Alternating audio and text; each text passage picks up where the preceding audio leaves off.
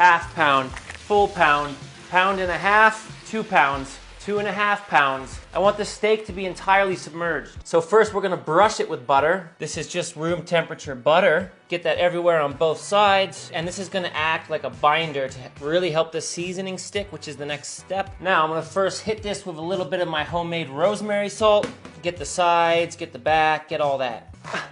Oh. And how much you want to put is totally up to you. I want to do everything in one pot to keep it simple. So I'm going to go in with some clarified butter. I'll drop that in, fat cap first. Oh yes. The reason I'm searing it first is when you want to baste something properly, you don't want to burn the butter, right? You want to just lightly brown it or brown it. And so I don't think it would get a sear if I only just dropped it into foaming butter. By searing it first, we're going to ensure we get that nice crust and extra flavor on the exterior of the steak. Nice brown fat cap. Now we'll drop the steak. Nice and hot. Just about 2 minutes here and we're going to flip it. Nice little sear. All right, another 2 minutes and we're going to take that out. Now I'm turning the heat down to low and we're going in with a little garlic and shallots that I just cut in half, like so. We will add in some herbs later on, some hard herbs like sage, rosemary, thyme. Remember, the heat is all the way down back to low right now. If we burn the butter, if we burn anything, we're gonna ruin this whole dish, and we are not about that. What you can do here is just have a little peek, and we're getting a nice golden brown, just about there. Shallots look good. And what we'll do now is just move these to the side a little, like so. Make some room for the steak. Oh boy.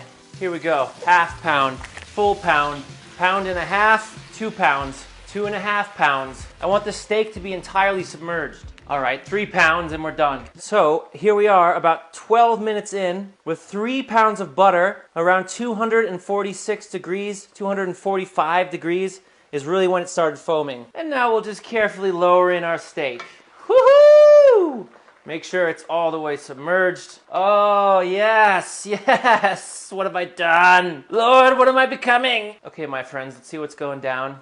Let's see what kind of temp I'm trying to maintain here. Yeah, right around that foaming temperature, right? Just a little above 240, 241 right now. Anywhere in this range is good. If you see it drop too much, just turn up the heat a little bit. Gets too hot, turn the heat down. If it really gets too hot, take it away from the stove completely. But this is good. Now the other thing I'm gonna do is just flip this over about every 8 minutes or so. You may think that's unnecessary, but it's always good to keep meat moving. As I've gotten more experience as a cook, as somebody who cooks food all the time, keeping things rolling and moving seems like always a good choice to me, like the juices are always turning in there. I don't know, I've talked to other chefs about this. Some agree, some disagree. Now, when the steaks hit about 100 degrees internal, at that point I'm gonna add my herbs. I have a little bit of sage, thyme, and rosemary. All those good hard herbs. When the steak hits 100 internal, add your herbs. Make sure they take a little swim. Woo! Oh, that smell just got a lot better. Man, it smells good. Dang, it smells good, bro. Bruh. Another point I gotta hammer home here. If you're basting a steak and you're doing it properly, meaning waiting for the butter to actually foam, it's a very hot, a very intense situation. Which means you should not pull the steak at the usual 125. If you pull it at 125, it is going to carry over cook way longer. It'll be like medium, for sure. Because of all that intense heat, it will keep on cooking. So when I'm basting something, I'm gonna be pulling it at like 115, 118, maybe 120, but definitely not 125. So right now it's 115, but I'm gonna pull it because I refuse. We're gonna leave it there. Let it keep cooking. Okay, it's been resting for about 10 minutes. Here's the moment of truth. Let's just take it off the bone. Take that cap off. Oh my gosh. Woo! Let's get into it. Wow. I mean, it looks a little medium, but it's medium rare. Look how jiggly. Oh, it looks really, really good. Ooh, it's cutting like the butter it was cooked in. Oh my gosh. Oh.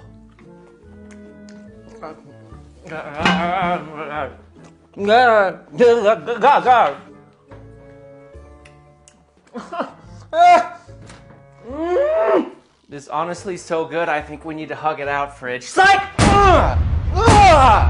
It's better than I thought it was gonna be. It's phenomenal. I think the trade-off here is you lose the sear a little bit. You saw my sear, it kind of washed away in all that butter. But you get all the flavor from the butter, which makes up for it in my eyes. The cap.